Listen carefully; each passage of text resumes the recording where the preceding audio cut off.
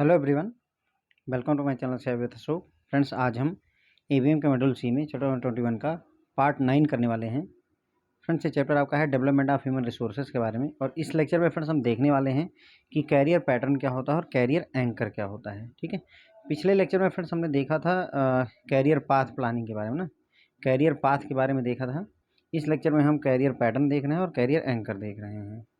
चलिए फ्रेंड्स, शुरू करते हैं। पहले कैरियर पैटर्न के बारे में समझेंगे और फिर कैरियर एंकर के बारे में जानेंगे। तो कैरियर पैटर्न्स क्या होता है? The expected change emerge as a pattern of movement that occur in life related to work. तो क्या होता है कि जो आप एक्सपेक्टेड चेंज चाहते हैं, आप जो परिवर्तन चाहते हैं अपने कैरियर में, ठीक है, वो जो है आपको एक पैटर्न के तौर पर मिलता है आपके कैरियर में। मतलब जब आप किसी बैंक में काम कर रहे हैं तो जो आपके अकॉर्डिंग जो आपको चेंजेस महसूस होते हैं कि मतलब मुझे मैनेजर बनना है, सीनियर मैनेजर बनना है, आगे रीजनल मैनेजर बनना है, ये सारे जो चेंजेस हैं वो एज पर पैटर्न होते हैं। वही कह रहे हैं कि कैरियर पैटर्न। कैरियर पैटर्न मतलब अभी जैसे जैसे हम थ्योरी पढ़ेंगे वैसे वैसे कैरियर पैटर्न के बारे में बहुत डिटेल में हम जान जाएंगे। अभी के लिए इतना समझ लीजिए कि जो भी चेंजेस आप चाहते हैं, एक्सपेक्टेड चेंजेस, वो एक पैटर्न के तौर पर हैपन होते हैं। अब उसके लिए क्या है कि ड्राइवर नाम के व्यक्ति हैं, इन्होंने कैरियर कॉन्सेप्ट दिया हुआ है। ठीक है, ड्राइवर्स कैरियर कॉन्सेप्ट इन्होंने क्या किया हुआ है, ये व्यक्ति का नाम है फ्रेंड्स। ओके, ड्राइवर ऐसे चला मतलब गाड़ी चलाने वाला नहीं, driver is an person. Okay, तो driver has listed these pattern as career concept. यहाँ पर 1985 याद रखने की जरूरत नहीं है, ये इसलिए मैंने लिख दिया है ताकि आपको ये पता रहे कि ये एक व्यक्ति का नाम है। ओके, तो ड्राइवर ने लिस्टेड किया है these pattern as career concept. तो जो हमने अभी बात की ना कि जो है कैरियर में पैटर्न्स होते हैं, पैटर्न के हिसाब से ही चीज़ें होती हैं हमारे कैरियर में, तो उसी जो पैटर्न है उसको कैरियर कॉन्सेप्ट्स के नाम से बुलाया है किसने? ड्राइवर ने। तो हम उसी ड्राइवर के कैरियर कॉन्सेप्ट की यहाँ पर पहले बात करेंगे। He says that there are some individuals who enter into an occupation and develop a plan for upward movement within the same profession using the organisational hierarchy. This is linear career concept. तो driver ने जो है क्या किया हुआ है कि career concept दिए हैं, उसमें कई सारे तरीके के कैरियर कॉन्सेप्ट हैं। Linear career concept, steady state career concept, transitory pattern और स्पायरल कैरियर। ओके, तो इतने तरीके के इन्होंने, और साथ ही साथ एक प्लेटिव कैरियर, इतने तरीके के कैरियर जो है कॉन्सेप्ट इन्होंने दे रखे हैं किसने? ड्राइवर ने। हर एक कॉन्सेप्ट में मतलब जैसे लीनियर कैरियर कॉन्सेप्ट क्या होता है, इसका क्या मतलब होता है, हम जानने की यहाँ पर कोशिश कर रहे हैं करंट टाइम पे। तो अब थोड़ा सा आपको क्लियर होगा कि हम पढ़ना क्या चाहते हैं। तो लीनियर कैरियर कॉन्सेप्ट तब होता है फ्रेंड जैसे आपने बैंक ज्वाइन किया, who interest into an occupation. आपने बैंक ज्वाइन किया, कोई एक व्यक्ति इसने बैंक को ज्वाइन किया, एक प्लान बनाता है कि उसे अपवर्ड मूव करना है सेम प्रोफेशन में। मैंने बैंक ज्वाइन किया और मैं बैंक में ही मुझे आगे बढ़ना है, जैसी ऑर्गेनाइजेशन हायरार्की होती है, scale 1 then 2 then 3 then 4 then 5 6 7 जो भी होगा, मैं उसी कैरियर में। लीनियर कैरियर कॉन्सेप्ट ये है। लीनियर मतलब एक सीधी रेखा में, लीनियर मतलब मैंने बैंक ज्वाइन किया और इसी में ही मैं चढ़ता हुआ चला जाऊंगा, तो उसे कहते हैं लीनियर कैरियर कॉन्सेप्ट। ठीक है, दूसरा आते हैं, दूसरे तरीके का जो कैरियर कॉन्सेप्ट होता है फ्रेंड, वो है स्टडी स्टेट। स्टडी स्टेट मतलब आप एकदम स्टडी रहेंगे, मतलब मूव नहीं करेंगे। In another pattern individual choose a profession acquire higher skills. मतलब आपने चूज किया कि मुझे जो है मान लीजिए इंजीनियरिंग में जाना है ना, इंजीनियर बनना है। आप इंजीनियर बन गए, आपने प्रोफेशन चूज कर लिया, आपने उसमें बहुत सारी अच्छी स्किल आपने एक्वायर कर ली, लेकिन आप उसमें ऊपर रैंक पर नहीं जाना चाहते, हायरार्की में ऊपर नहीं जाना चाहते, जहाँ पर ज्वाइन किया उसी पर ही पड़े रहना चाहते हैं, वहीं पर रुके रहना चाहते हैं, तो उसे स्टडी स्टेट कैरियर कहते हैं। इसका बेस्ट एग्जाम्पल होगा जैसे बैंक में जो क्लरिकल रैंक के लोग होते हैं, काफ़ी सारे लोग ऐसे होते हैं जो बैंक में क्लर्क में ज्वाइन करते हैं और उनको नॉलेज जो है मैनेजर्स के बराबर होती है, मैनेजर सीनियर मैनेजर से भी ज़्यादा नॉलेज रखते हैं, लेकिन उन्होंने भले ही हायर स्किल एक्वायर कर ली हो, पर वो उसी कैरियर को ही आगे बढ़ा मतलब मेंटेन रखते हैं, वो हायरार्की में ऊपर जाने की कोशिश नहीं करते हैं। They are happy in their clerical post और उसी में ही वो अपना रिटायरमेंट ले लेते हैं। तो ऐसा कैरियर जो होता है फ्रेंड उसे स्टडी स्टेट कैरियर कहते हैं। ये एज पर ड्राइवर कॉन्सेप्ट है, ड्राइवर ने जो कॉन्सेप्ट बताया उसके हिसाब से स्टडी स्टेट कैरियर ऐसा होता है। अगला आता है ट्रांजिटरी पैटर्न। इसमें क्या है, एक जॉब से दूसरी जॉब में शिफ्ट करते रहते हैं, भले ही आपके पास नॉलेज हो या ना हो, तो उसे ट्रांजिटरी पैटर्न कहते हैं। Individual shift from one job to another not necessary related to previous one without acquiring any excellence. तो मतलब कहने का एक जॉब से दूसरी जॉब में आप शिफ्ट करते जा रहे हैं, जरूरी नहीं कि पिछले जैसी हो। जैसे मतलब मैं बैंक में हूँ और फिर मैंने रेलवे ज्वाइन किया और फिर रेलवे को छोड़ा मैंने, पता चला कि जो है अब मैं किसी फैक्ट्री में काम कर रहा हूँ एज ए HR। तो इसलिए मतलब ज़रूरी नहीं कि आपके पास में एक्सीलेंस हो, नॉलेज हो, लेकिन आप एक जॉब से दूसरी जॉब को शिफ्ट करते रहते हैं, तो उसे कहते हैं ट्रांजिटरी पैटर्न। ठीक है, फिर आता है friends spiral career. Spiral career में क्या होता है, individual takes a new job, work hard, perform well, move up in status and rank. इसमें क्या होता है स्पाइरल कैरियर में फ्रेंड्स की जैसे ऐसे चलता है। ठीक है, तो एक व्यक्ति ने क्या किया, एक जो है जॉब ज्वाइन की, उसमें मेहनत की, हार्ड वर्क किया और एक्सीलेंस को अचीव किया। ठीक है, अपना स्टेटस मेंटेन किया, अपनी रैंक मूव की ऊपर, उसके बाद उस काम को छोड़ा, दूसरा जो है जॉब ज्वाइन कर लिया उसने, वहाँ पर भी सेम काम उसने किया, मतलब हार्ड वर्क किया, मेहनत की, स्टेटस मेंटेन किया, रैंक में ऊपर गया, ये सारा काम। ठीक है, तो लास्टली होता है spiral career, individual take a new job, work hard, perform well, move up in status and rank, then move to another type of work and follow the same pattern of development and performance. ठीक है, तो अगली career में जाएगा और वहाँ पर भी सेम काम है, जैसे वो पहले कर रहा था वैसे ही मेहनत करके ऊपर बढ़ता है। मतलब ये पर्सनल ग्रोथ के लिए मोटिवेटेड पीपल होते हैं अगर कहा जाए। They tend to gear up to take a new challenge at regular intervals, as such can be viewed as motivated by personal growth. ये मतलब नए नए चैलेंज लेने के लिए हमेशा तैयार रहते हैं और इन्हें मोटिवेटेड माना जा सकता है पर्सनल ग्रोथ के लिए। मतलब ये व्यक्ति पर्सनल ग्रोथ के लिए, जैसे एक एग्जाम्पल के तौर पर यहाँ पर जो आर्मी के पर्सन होते हैं, उन आर्मी ज्वाइन की, उन्होंने मेहनत की और उसमें काफ़ी अच्छी रैंक तक गए, खूब हार्ड वर्क किया और अच्छी रैंक तक गए।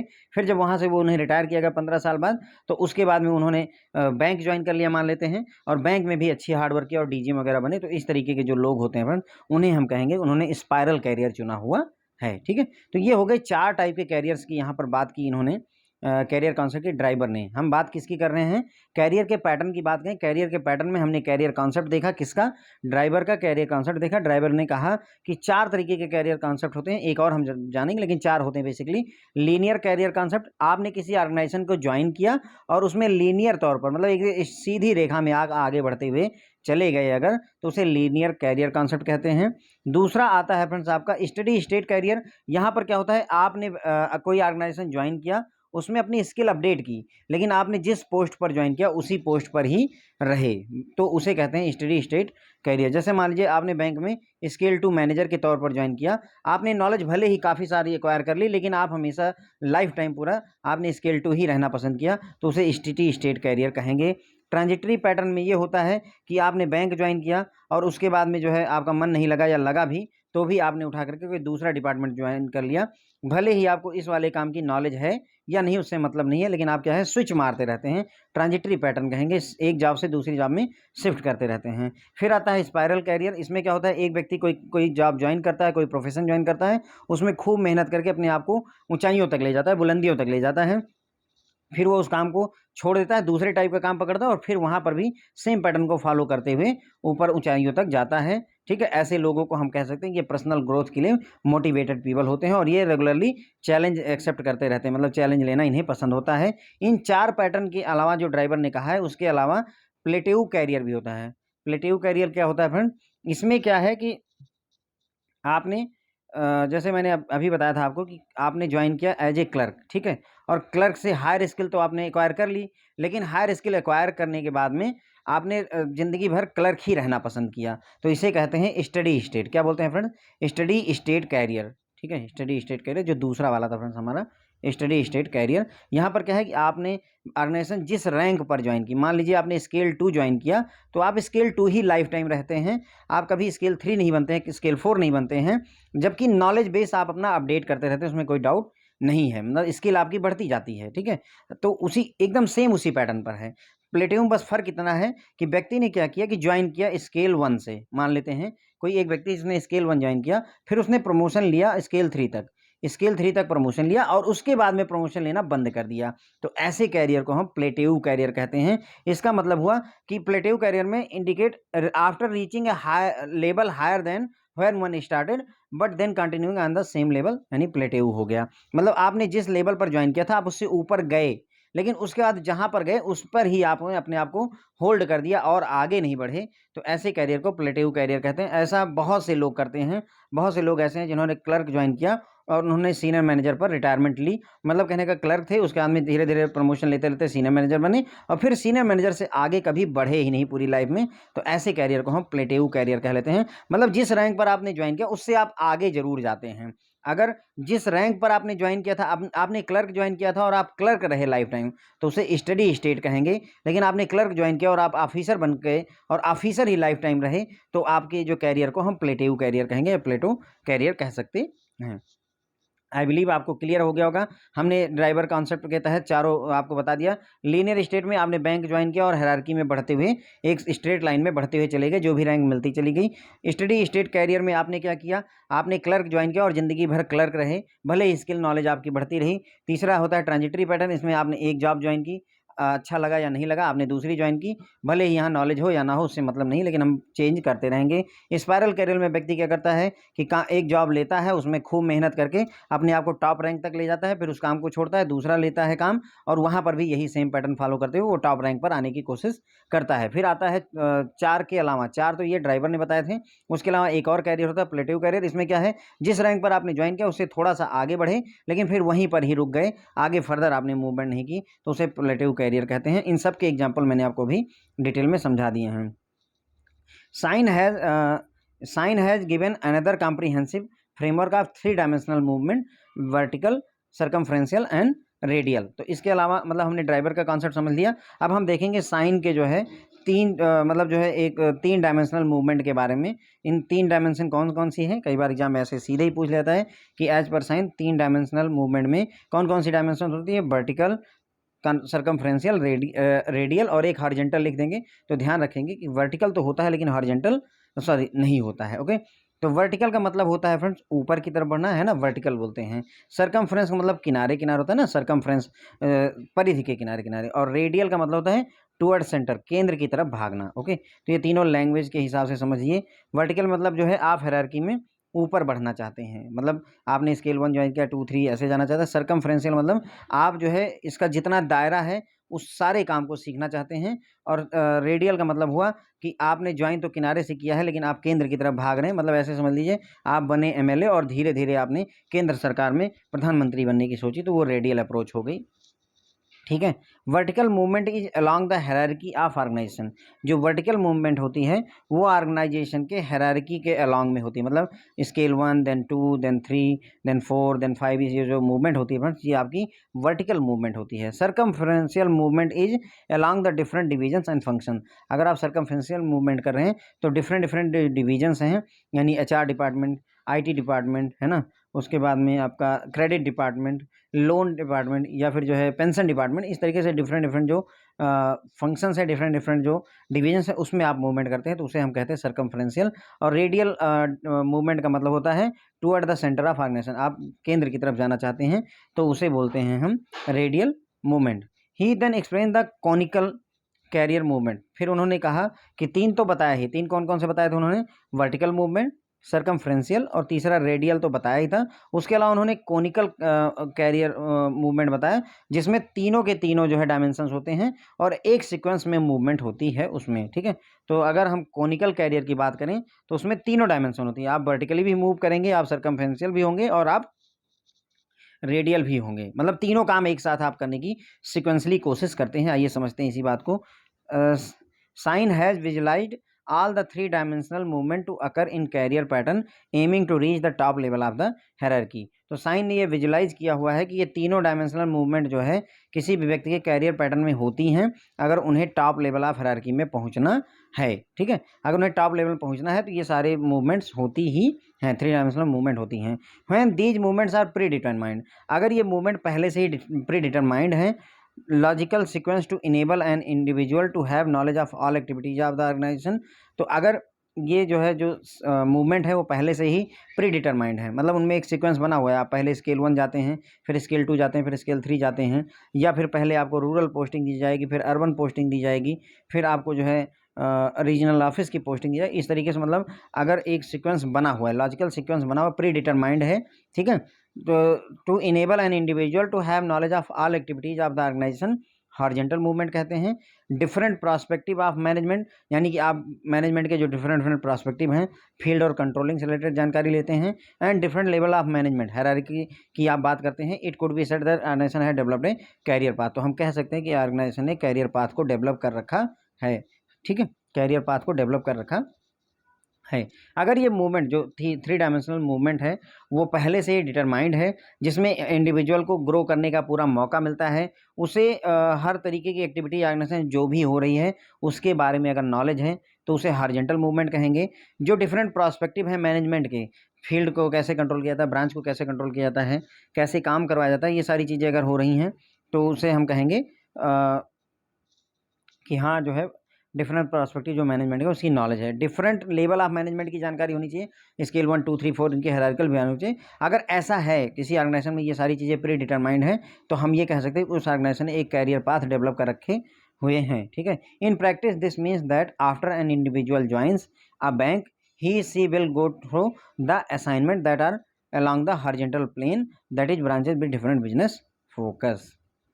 अब अगर हम प्रैक्टिस में बात करें तो इसमें क्या होता है कि एक इंडिविजुअल जो कि बैंक को ज्वाइन करता है वो गो थ्रू करता है असाइनमेंट से that are along the horizontal plane, जो कि हॉरिजॉन्टल प्लेन के अलॉन्ग होते हैं, that is branched with different business focus, मतलब उसको डिफरेंट डिफरेंट ब्रांचेज में पोस्टिंग दी जाती है जिनका अलग अलग बिजनेस फोकस होता है। कहीं पर एग्रीकल्चर का फोकस है, कहीं पर रिटेल का, कहीं पर एमएसएमई का। तो वो जो है इन सभी चीज़ों को जानने की कोशिश करता है।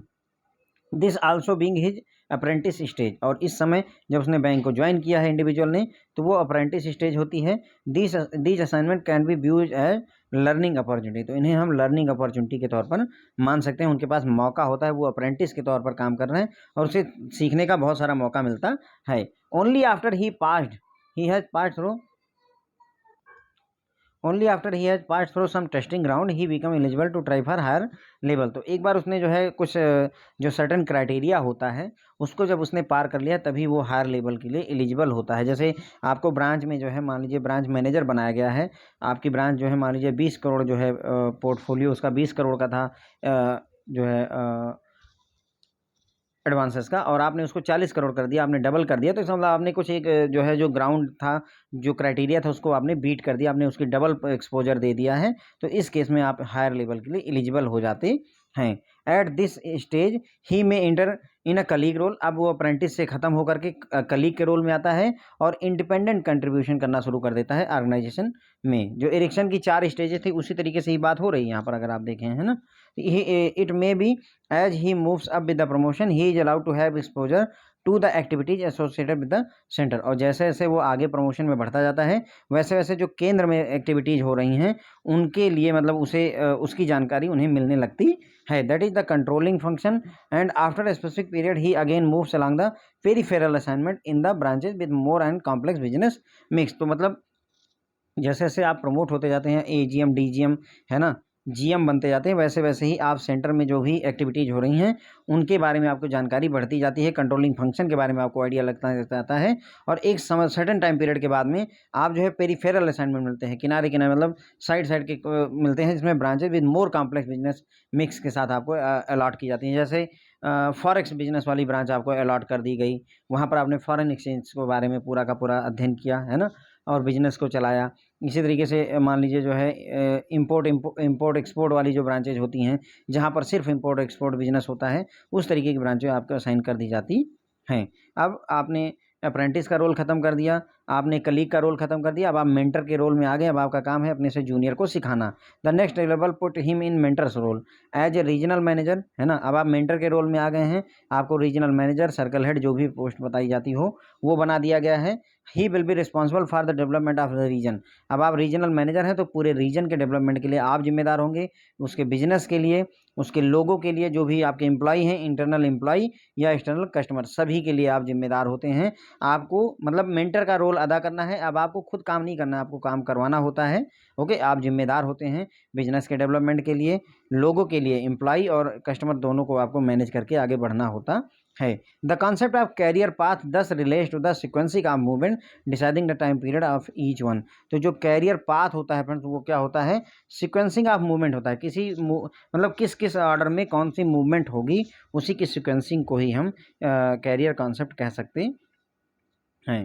तो ये हो गई बात फ्रेंड्स। हमने क्या देखा कि मैंने यहाँ पर आपको बताया कि जो है साइन ने जो है एक कॉम्प्रिहेंसिव फ्रेमवर्क दिया था, उसमें 3 डायमेंशनल मूवमेंट की उसने बात की।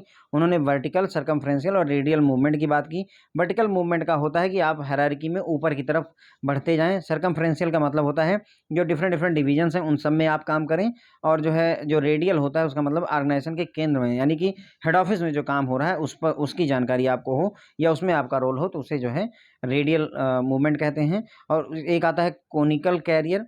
कोनिकल कैरियर का मतलब होता है जिसमें ये तीनों के तीनों डायमेंशन एक साथ चलते हैं, बस एक सीक्वेंस में चलते हैं। पहले आपको वर्टिकल मिलेगा, फिर आपको जो है मान लीजिए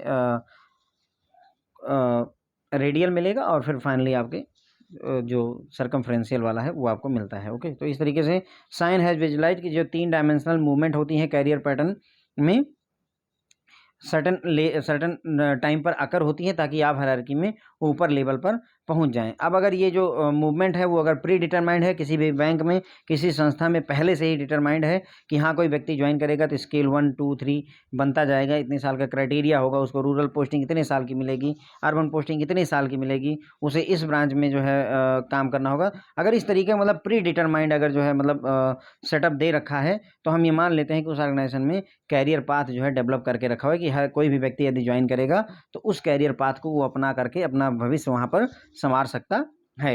एग्जाम्पल के लिए उन्होंने बताया कि जो जब भी कोई व्यक्ति जो है ज्वाइन करता है बैंक को, तो वो क्या करता है, डिफरेंट असाइनमेंट उसको अलॉट किए जाते हैं।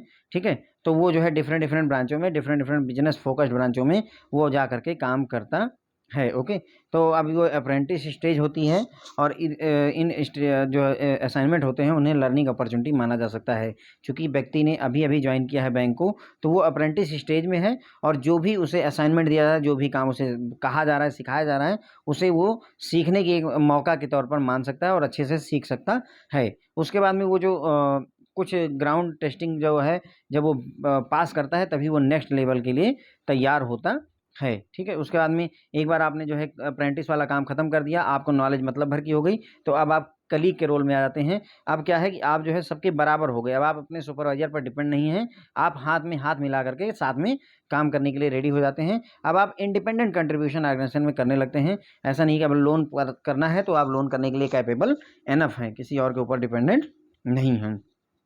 ठीक है, it may be that he moves up with promotion, he is allowed to have exposure to the activity associated with the center। अब जैसे जैसे आप आगे प्रमोशन पाते हैं, वैसे वैसे ही जो केंद्र में एक्टिविटी, हेड ऑफिस में जो एक्टिविटी हो रही है उसके बारे में आपको जानकारी मिलने लगती है। आपको कंट्रोलिंग फंक्शन के बारे में आइडिया लगने लगता है कि कैसे जो है सभी ब्रांचों को कंट्रोल किया जाता है हेड ऑफिस से। फिर आपको पेरिफेरल असाइनमेंट मिलते हैं कुछ समय के बाद में, जिसमें आप जो है आपको ऐसी ब्रांचें अलॉट की जाती है जहाँ पर कॉम्प्लेक्स बिजनेस जो है होता है, कठिन बिजनेस किए जाते हैं, उन ब्रांचों को अलॉट करके आपको और ज़्यादा मतलब जो है एक्सपोजर दिया जाता है। तो ये जो आप पेरिफेरल असाइनमेंट मिल रहा है, ये आपका सर्कमफ्रेंशियल वाली हो गई बात। सेंटर की तरफ आप गए तो आपने रेडियल वाला काम किया, और हायरार्की में प्रमोशन में मूव कर रहे हैं तो आपने वर्टिकल वाला काम किया है। ये सभी बातें एक साथ ही चल रही हैं। अगला लेवल आपका मेंटर का रोल आ जाता है। अब आप सीख चुके हैं, आप कलीग बन चुके हैं, सब कुछ जानने लगे हैं। अब आपका काम है कि अपने से जूनियर को सिखाना, समझाना। मेंटर का रोल आ गया है। आप रीजनल मैनेजर के तौर पर जिम्मेदार होते हैं पूरे रीजन का डेवलपमेंट के लिए। अगर मान लीजिए आप रीजनल मैनेजर हैं पूरे लखनऊ के, तो आपको लखनऊ रीजन का डेवलपमेंट का काम देखना है, बिजनेस देखना है उसका, और वहाँ पर जो भी लोग हैं, चाहे वो एम्प्लॉय हो चाहे कस्टमर हो, उन सबको भी मैनेज आपको करना है, उन सबकी ग्रोथ को भी आप ही को देखना है। द कॉन्सेप्ट ऑफ कैरियर का पाथ का जो कॉन्सेप्ट होता है वो सिक्वेंसिंग ऑफ मूवमेंट होता है, मतलब चीज़ों का क्रम से होना ही कैरियर पाथ होता है। It implies that there is a destination to reach either at hierarchical level or at the level of expertise. तो इससे ये पता चलता है कि मतलब वहाँ पर एक डेस्टिनेशन है, मतलब किसी भी संस्था में एक डेस्टिनेशन है जहाँ पर आपको पहुँचना है, डेस्टिनेशन टू रीच। चाहे वो हायरार्की में मतलब वरिष्ठता में आपको ऊपर बढ़ना है या एक्सपर्टीज में आपको आगे बढ़ना है, कहीं ना कहीं एक डेस्टिनेशन है, एक लक्ष्य है जहाँ आपको पहुँचना होता है किसी भी ऑर्गेनाइजेशन में। जैसे कोई स्केल 1 ज्वाइन करता है, अगर उसने डिजायर कर रखा है कि मुझे डीजीएम बनना है, तो ये उसका डेस्टिनेशन है कि वो हायरार्किकल लेवल में ऊपर जाना चाहता है। अगर कोई ये चाहता है कि जैसे क्लर्क ही रहना है लेकिन मुझे नॉलेज अच्छी रखनी है, तो उसे लेवल ऑफ एक्सपर्टीज में अच्छा करना होता है।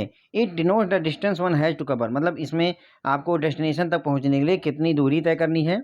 क्रॉस रोड्स, जो चौराहे वगैरह मिलेंगे, जो टर्न्स आपको इनकाउंटर लेने हैं, मतलब कि जो है आपको कहाँ मुड़ना है, किस दिशा में मुड़ना है, ये सारी चीज़ें आपको मिलेंगी। मतलब आपको अगर ऊपर पहुंचना है तो आपको हर चीज़ के लिए अब तैयार रहने की ज़रूरत है। मतलब आपको कितनी दूरी तय करनी है, आपको जो चौराहे मिलते हैं तो किधर की तरफ मुड़ना है, वो सारा डिसीजन अब आपको खुद ही लेना होता है। It requires the individual to take decisions and for that there has to be a sign board indicating direction and information.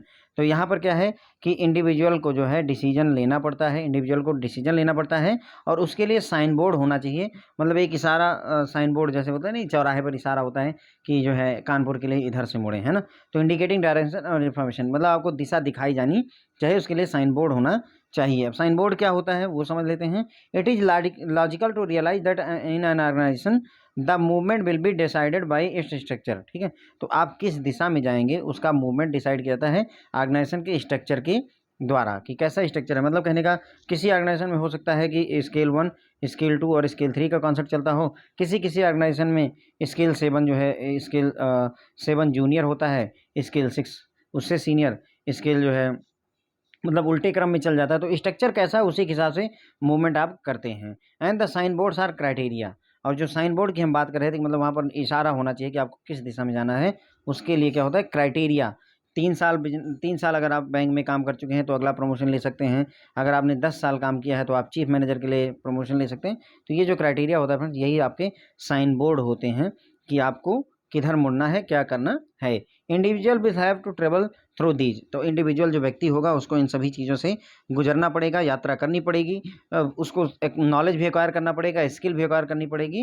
And जो इश्यूज जो आएंगे डिफरेंट डिफरेंट लेवल पर, उनको फेस करने के लिए भी अपने आप को तैयार करना पड़ेगा। ये सारे काम आपको करने पड़ेंगे। This process is expected to enable the organization to have competent personnel at all level and at all time enhancing simultaneous the growth and development of the individual। इस प्रोसेस से मतलब ये जो प्रोसेस की हम बात कर रहे हैं स्किल डेवलपमेंट की, इसमें क्या है, इससे ऑर्गेनाइजेशन के पास में हमेशा जिस लेवल पर जैसे लोगों की ज़रूरत होती है वैसे कॉम्पिटेंट पर्सनल अवेलेबल रहते हैं और साथ ही साथ इसमें इंडिविजुअल की ग्रोथ भी होती रहती है। मतलब कहने का, मान लीजिए किसी बैंक को अगर 12 GM या 25 GM की ज़रूरत है जनरल मैनेजर की, क्योंकि बाकी सारे रिटायर हो रहे हैं, तो उस केस में ऑर्गेनाइजेशन में GM बनने के लिए लोग एलिजिबल हैं, तैयार बैठे हुए हैं, क्योंकि ऐसी प्रोसेस हम ऑलरेडी फॉलो कर ही रहे हैं। In the context of organizational career, this implies that organization can provide opportunity for individual through a defined career path to develop, and individual will have to live up to those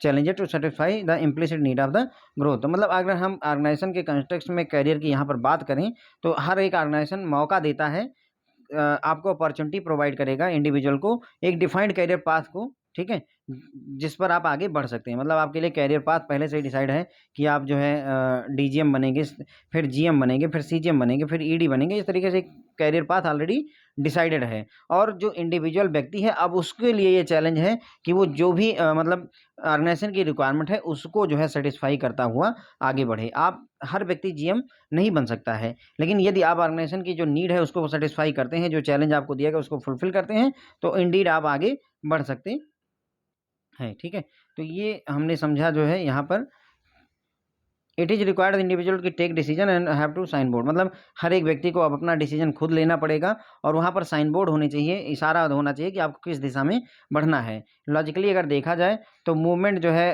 कैसा structure है किसी organisation का, उसके हिसाब से जो है decide होता है कि मूवमेंट कैसी रहेगी। अगर मान लीजिए जैसे IT फर्म वगैरह में आप जाते हैं तो आपको पहले एसोसिएट इंजीनियर, फिर सीनियर इंजीनियर, फिर ना इस तरीके से आगे बढ़ाते हैं। उसी स्ट्रक्चर के हिसाब से ये डिसाइड होता है कि मूवमेंट कैसे होगी किसी ऑर्गेनाइजेशन में। और जो साइन बोर्ड की हम बात कर रहे हैं वो क्राइटेरिया क्या है, वो उसे साइन बोर्ड माना जाता है। इंडिविजुअल को इन सभी रास्तों से होके गुजरना पड़ेगा, नॉलेज एक्वायर करनी पड़ेगी, स्किल अपनी बढ़ानी पड़ेगी, और जो भी चैलेंजेज और इश्यूज आ रहे हैं उनको फेस करने के लिए अपने आप को तैयार करना पड़ता है। ठीक है, यहाँ पर क्या है कि अगर ऑर्गेनाइजेशन इस तरीके से कैरियर पाथ को डेवलप करती है तो हर एक लेवल पर जितने भी पर्सनल की आवश्यकता है उतने कॉम्पिटेंट पर्सनल हमेशा अवेलेबल रहते हैं, और साथ ही साथ इसमें इंडिविजुअल का भी ग्रोथ होता रहता है। ठीक है, तो यहाँ पर ऑर्गेनाइजेशनल कैरियर की अगर हम बात करें तो एक अपॉर्चुनिटी आपको यहाँ पर दी जाती है कि जो कैरियर पाथ है वो पहले से ही डेवलप्ड है, आपको क्या करना है, उस पर चल करके वहाँ तक पहुँचना होता है, उस कैरियर पाथ को पूरी तरह से फॉलो करना होता है।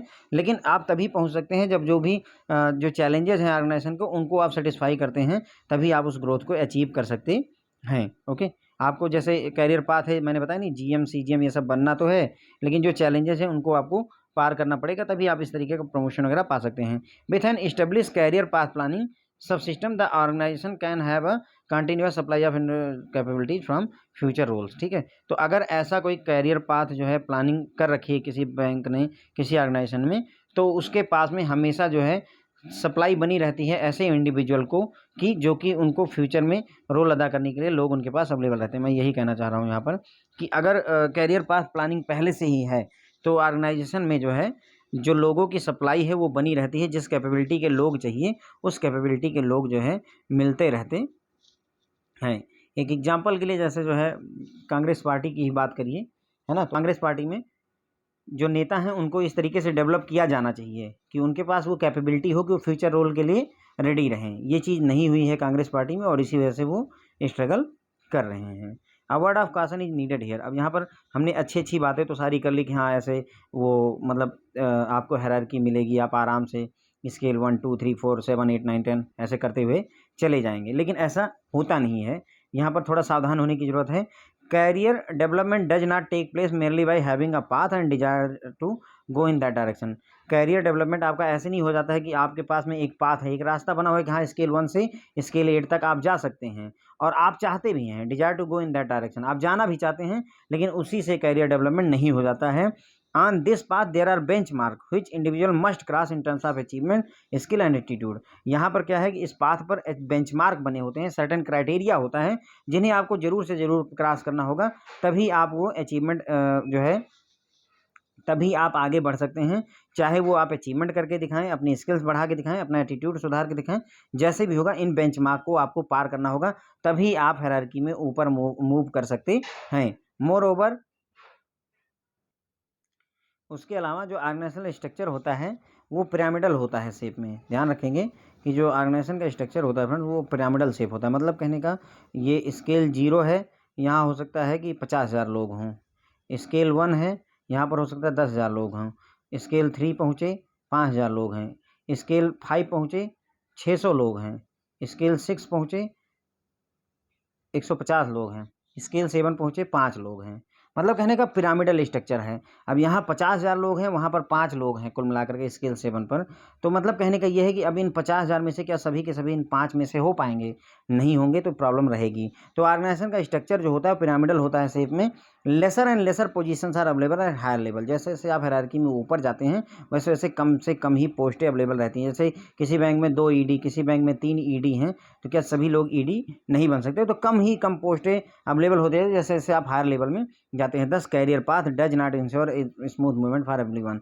तो जो अगर कैरियर पाथ बना भी हुआ है किसी बैंक में, किसी ऑर्गेनाइजेशन में, तो वो स्मूथ मूवमेंट हर व्यक्ति के लिए नहीं कहता है। ऐसा नहीं कि आपने स्केल 1 ज्वाइन किया और मेहनत करते करते आप स्केल 8 तक या सीजीएम जीएम बन जाएंगे, ऐसा जरूरी नहीं होता है। यही ये बताने की कोशिश की जा रही है। The competitive environment in organization have adversely affected the smooth movement in ladder of hierarchy. जो कम्पिटेटिव इन्वायरमेंट होता है आपके ऑर्गेनाइजेशन में वो आपके स्मूथ मूवमेंट को एडवर्सली बुरी तरह से प्रभावित करता है हायरार्की में आपको आगे बढ़ने के लिए। मतलब कहने का ये है कि जैसे 6 लोगों को सीजीएम बनना है और आपके पास में 25 कैंडिडेट हैं जो कि जीएम की पोस्ट पर हैं, तो इन 25 में से 6 ही लोग वहां पर पहुंचेंगे। इसका मतलब कंपटीशन बढ़ गया, क्योंकि 25 में से सिर्फ 6 को होना है, बाकी 19 के हाथ कुछ नहीं लगेगा, उसी जीएम के जीएम पोस्ट पर ही रह जाएंगे। तो इसी वजह से जो मूवमेंट है वो स्मूथ नहीं रह जाती है। अच्छा, ये बात हमने बताई आपको। इसके अलावा there are some more factors to remember. कुछ और भी बातें हैं जो आपको याद रखने की जरूरत होती है। तो कुछ और भी फैक्टर हैं जो कि अफेक्ट करते हैं। वो कौन से हैं? Employees including executive at every level likely to face frustration. तो मतलब जो है एग्जीक्यूटिव हो, चाहे स्केल कोई भी स्केल हो, एम्प्लॉय हो, स्केल 1 हो, 7 हो, 8 हो, वो सभी फ्रस्ट्रेशन फेस करते हैं। क्यों फेस करते हैं फ्रस्ट्रेशन? क्योंकि जो जैसा वो चाहते हैं वैसा होता नहीं है। ऐसी सिचुएशन सर्कमस्टेंसेस मैनेजमेंट के द्वारा बनाई जाने की जरूरत होती है ताकि वो फ्रस्ट्रेशन से बाहर निकल पाए। वैसे ऐसा होता नहीं है। Everyone cannot reach the top. People should be made to realize and accept the ground realities. हर कोई टॉप तक नहीं पहुंच सकता है, ये बात लोगों को एक्सेप्ट करनी चाहिए, रियलाइज करनी चाहिए और ग्राउंड रियलिटी को एक्सेप्ट करना चाहिए। हर व्यक्ति प्रधानमंत्री नहीं बन सकता है, ये बात आपको क्लियरली समझा देनी चाहिए। There may be suppression due to performance appraisal system bottlenecks, these may also create great degree of frustration.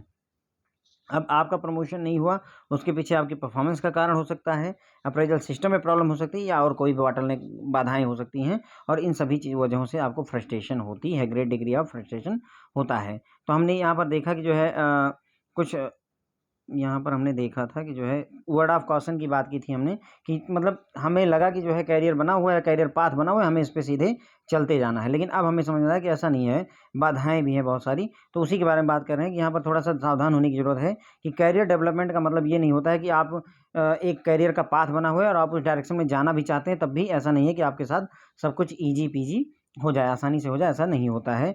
कुछ सर्टेन बेंचमार्क होते हैं जिनको आपको क्रॉस करना पड़ता है, तभी आप जो है आगे बढ़ सकते हैं। वो चाहे अचीवमेंट के तौर पर, चाहे स्किल, एटीट्यूड, किसी न किसी तरीके से आपको अपने आप को सुपीरियर साबित करना होता है। ऑर्गेनाइजेशनल स्ट्रक्चर में जो शेप होता है वो पिरामिड का आकार का होता है, और जैसे जैसे आप ऊपर हायरार्की में जाते हैं वैसे वैसे पोजीशन, नंबर ऑफ जो है वैकेंसीज या लोगों की संख्याएं घटती जाती हैं। इसीलिए जो आपका कैरियर पाथ का जो यात्रा है वो स्मूथ नहीं रह जाती है। कंपटीशन ज़्यादा होने की वजह से जो आपका हायरार्की में ऊपर बढ़ने का जज्बा है वो पूरा नहीं हो पाता है। कुछ और भी फैक्टर्स हैं इसके अलावा, उसके अलावा मतलब जो है कि एक तो हमें प्रॉब्लम ये आ रही है कि हमें कंपटीशन बीट करना है, दूसरा ये भी आ रही है कि एम्प्लॉय जो है फ्रस्ट्रेशन फील करने लगते हैं।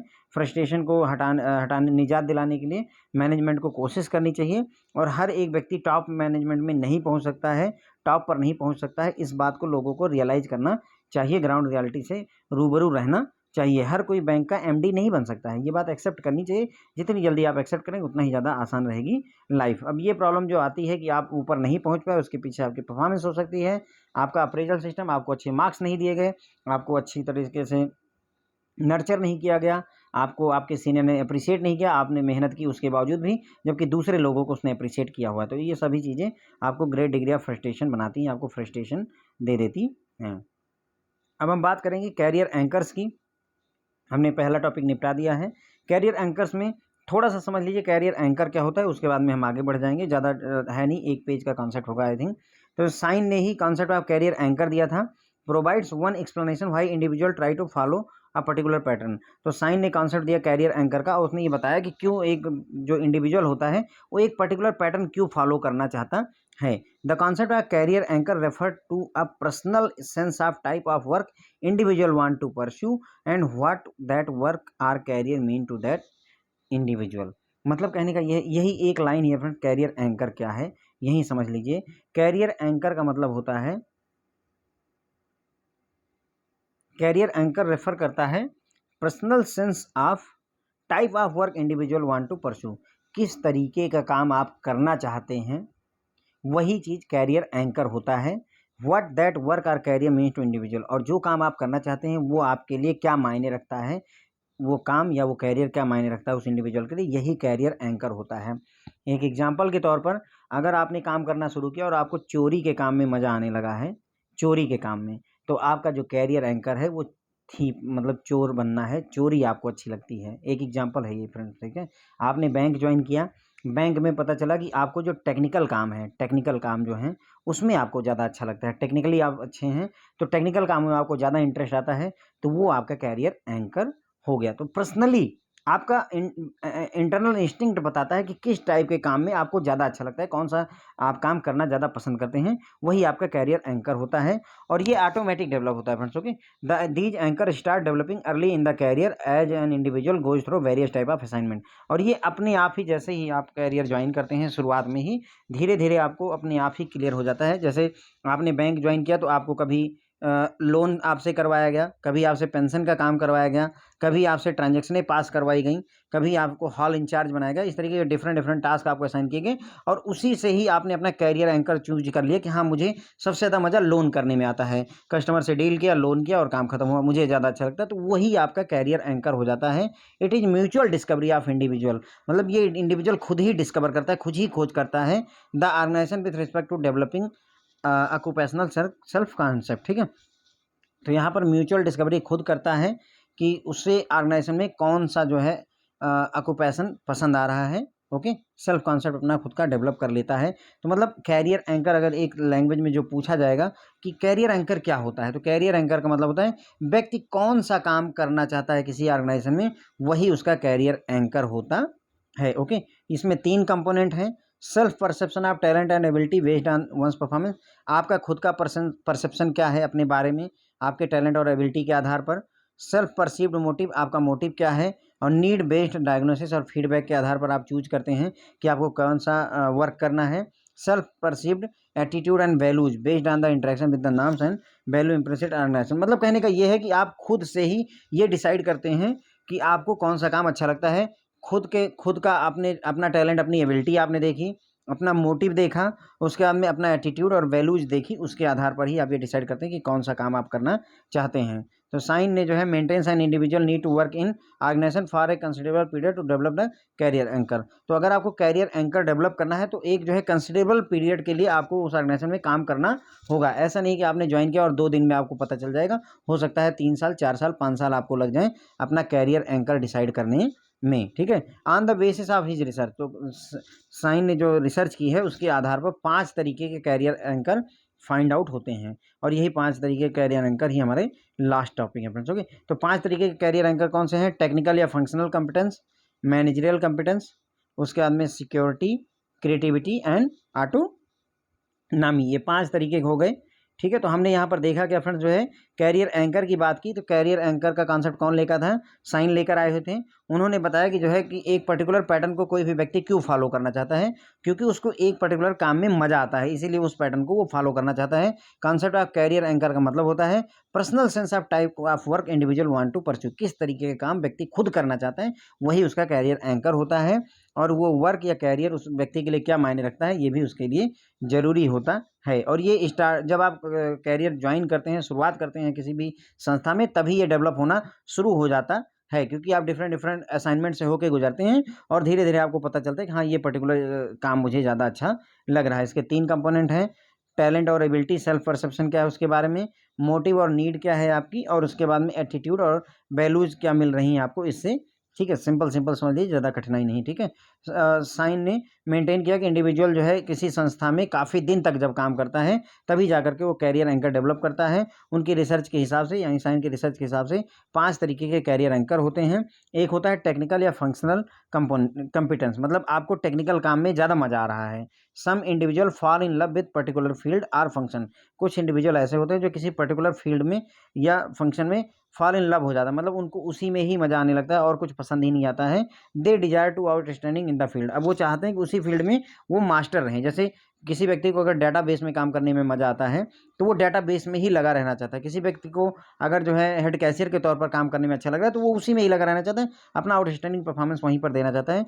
Their self concept associated with their skill in that area, अब उनका जो सेल्फ कॉन्सेप्ट है, उनका जो अपना मन कहता है कि हमें इसी एरिया में ही अपनी स्किल को डेवलप करना है, तो उसे कहते हैं टेक्निकल और functional competence.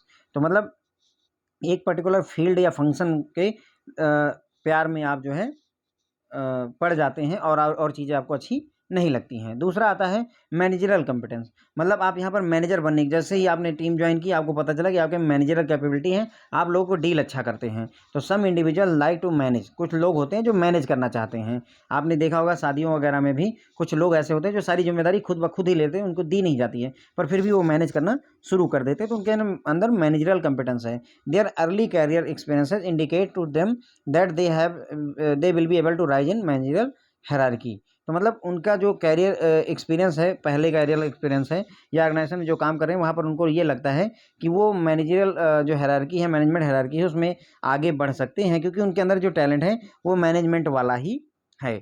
Security, some individual seek a secure work environment और career by trying themselves to a particular organization or geographical location, कुछ लोग सिक्योरिटी चाहते हैं, मतलब उनके अंदर में ये होता है कि एक ही ऑर्गेनाइजेशन में रहेंगे, एक ही लोकेशन पर रहेंगे और जो है अपना कैरियर सिक्योर रखेंगे, अच्छा काम करेंगे, सिक्योर काम करेंगे। जैसे काफ़ी सारे लोग टीसीएस वगैरह ज्वाइन कर लेते हैं और उसी में ही लाइफ बिताने की कोशिश करते हैं, है ना, या कोई, तो उसे बोलते हैं सिक्योरिटी। जैसे बैंक ज्वाइन कर लिया तो सिक्योर वर्क पकड़ लिया है, सिक्योर वर्क एनवायरनमेंट ले लिया है और उसी में ही कैरियर अपना डेवलप करने की कोशिश करते हैं किसी पर्टिकुलर ऑर्गेनाइजेशन में, तो ऐसे लोगों को सिक्योरिटी वाली जो है कैरियर एंकर है उनका। क्रिएटिविटी, ऐसे लोग होते हैं जो क्रिएटिव नई चीज़ें क्रिएट करने की कोशिश करते हैं, वो नया कुछ स्टार्ट नया करते हैं और उसे सक्सेस करने की कोशिश करते हैं। तो ये एक और कैरियर एंकर, मतलब आपको हमेशा कुछ ना कुछ नया ट्राई करने में अच्छा लगता है ना? तो there are some individuals who want to create something new, तो कुछ नया बनाने की कोशिश करते हैं, कुछ बनाते हैं और उसे सक्सेस करने की कोशिश करते हैं, तो वो क्रिएटिविटी वाले एंकर में आते हैं। ऑटोनॉमी, ऐसे लोग होते हैं another group of individual find organization life unpleasant और डिफिकल्ट। ऐसे लोग होते हैं जिनको मतलब किसी भी नौकरी करना ही पसंद नहीं आता है, उनको मज़ा ही नहीं आता है, उनको कठिनाई लगती है कि हम किसी की बात सुन नहीं सकते हैं। They prefer to maintain their freedom, वो चाहते हैं कि उनकी अपनी आज़ादी बनी रहे, जब मन करे काम करूँ, जब मन करे ना काम करूँ, कोई मुझे आदेश ना दे। तो ऐसे लोगों को ऑटोनॉमी होता है। जैसे बोलते नहीं, कई सारे लोगों को नेता नेता वाली फीलिंग होती है, मतलब उनको जो है आपने मौका दिया नहीं कि वो नेता नगरी की पूरी दुनिया भर की बातें करना शुरू कर देते हैं। तो मतलब ये अब उस व्यक्ति को नेता नगरी पसंद है, इसका मतलब उसका कैरियर एंकर वही है। मतलब मैं यहाँ कैरियर एंकर की बात कर रहा हूँ, ठीक है। तो ऑटोनॉमी का मतलब ये हो गया कि व्यक्ति को जो है नौकरी पसंद ही नहीं है, ऑर्गेनाइजेशन वाली लाइफ है नहीं पसंद है, वो अपनी फ्रीडम मेंटेन करना चाहता है, तो उसकी ऑटोनॉमी हो गई। क्रिएटिविटी का मतलब आप जो है क्रिएटिव हैं, आप कुछ नया क्रिएट करना चाहते हैं, यानी आप भी नौकरी वगैरह में उतना इंटरेस्टेड नहीं है या नौकरी में इंटरेस्टेड हैं, तो वहाँ पर भी कुछ ना कुछ नया करने की कोशिश करें। रोज़ रूटीन का जो काम है उसमें आपको मज़ा नहीं आता है। सिक्योरिटी वाले वो लोग होते हैं जो सिक्योर वर्क करना चाहते हैं, किसी एक पर्टिकुलर ऑर्गेनाइजेशन में ही रह करके अपना जीवन बिताते हैं, ठीक है, लेकिन सिक्योर इन्वायरमेंट में काम करना चाहते हैं, उनकी नौकरी बची रहे और काम चलता रहे। मैनेजरल कॉम्पिटेंस के वो लोग होते हैं जो मतलब जिनके अंदर में मैनेज करने की कैपेबिलिटी होती है, उनको लगता है कि वो मैनेज कर सकते हैं, इसलिए वो मैनेजमेंट हायरार्की में ऊपर जा सकते हैं और उनके अंदर मैनेजर बनने के पूरे लक्षण होते हैं। कहने का मतलब ये हुआ। फिर आता है पहला वाला टेक्निकल या फंक्शनल कॉम्पिटेंस, मतलब आपको किसी पर्टिकुलर फील्ड से या किसी पर्टिकुलर फंक्शन से आपको बहुत ज़्यादा अच्छा लगने लगता है और आप उसी फील्ड में ही आउटस्टैंडिंग करना चाहते हैं, तो उसे कहते हैं टेक्निकल और फंक्शनल कॉम्पिटेंस, ठीक है। तो आप एक पर्टिकुलर फील्ड में ही रहना चाहते हैं तो उसे टेक्निकल और फंक्शनल कॉम्पिटेंस कहेंगे। अगर आपके अंदर मैनेजरल क्वालिटी है तो उसे मैनेजरल कॉम्पिटेंस कहेंगे। अगर आप सिक्योर नौकरी ढूंढ रहे हैं, सिक्योरली काम करना चाहते हैं, तो उसे सिक्योरिटी कहेंगे। क्रिएटिविटी, आप कुछ नया ट्राई करने की कोशिश करते हैं, उसे सक्सेस बनाने की कोशिश करते हैं, तो क्रिएटिविटी हो जाएगा एंकर। ऑटोनॉमी, ये वो लोग हैं जिन्हें नौकरी पसंद नहीं आती है, वो अपनी फ्रीडम को पसंद करते हैं, ठीक है। तो ये हो गए फ्रेंड जो है आपके 5 जो कैरियर एंकर बताए थे, किसने, साइन ने, ठीक है। तो 5 कैरियर एंकर ध्यान रखिएगा, इनके नाम ध्यान रखिएगा, आपको काम आ सकता है। ये भी एक इंपॉर्टेंट लेक्चर में से एक है। होप है आपको पसंद आया होगा। Thank you so much friends.